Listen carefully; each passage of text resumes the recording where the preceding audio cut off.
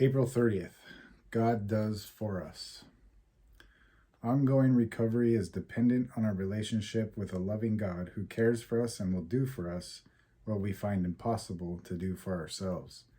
Basic text, page 99. How often have we heard it said in meetings that God does for us what we cannot do for ourselves?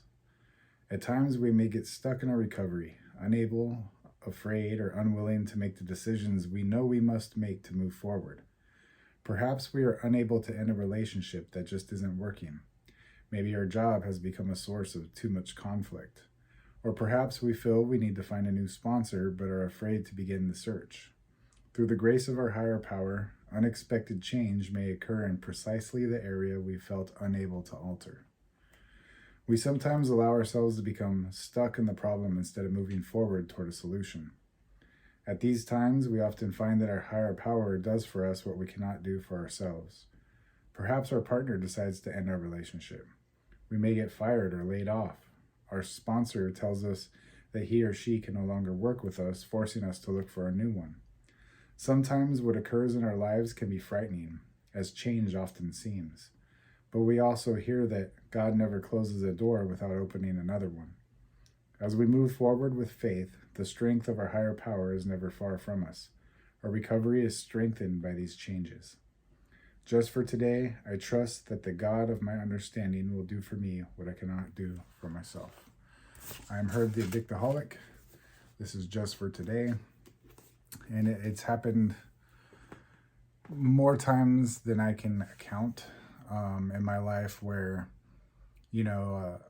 laid off. I'm in construction, so when the job ends, we get laid off until the next job picks up. And that's just one example of how a door closes and another one opens. And that's typical to the industry.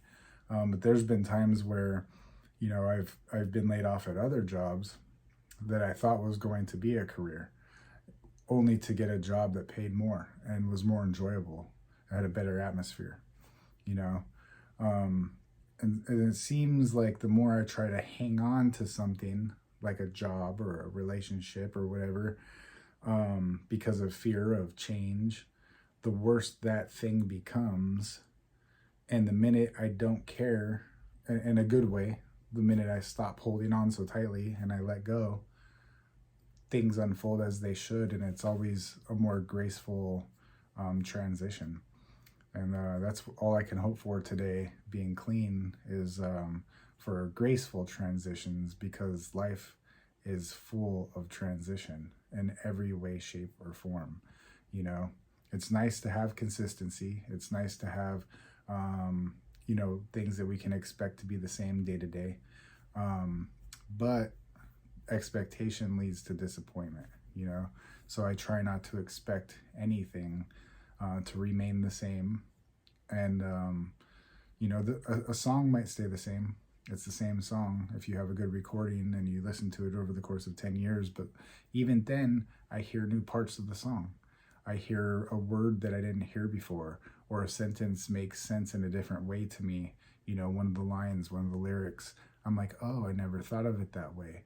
Maybe that's not what the artist intended, but that's how I hear it today. And so in a way, it still changes. There's still a transition, even if the song is the same. Or somebody else puts that song out in a new rendition. And so there's still a transition even with that. So I try to embrace transition these days and try to do it gracefully. And it's all on account of this program, Narcotics Anonymous. So thank you guys for coming out. Hope to see you tomorrow. Keep coming back. It works if you work it.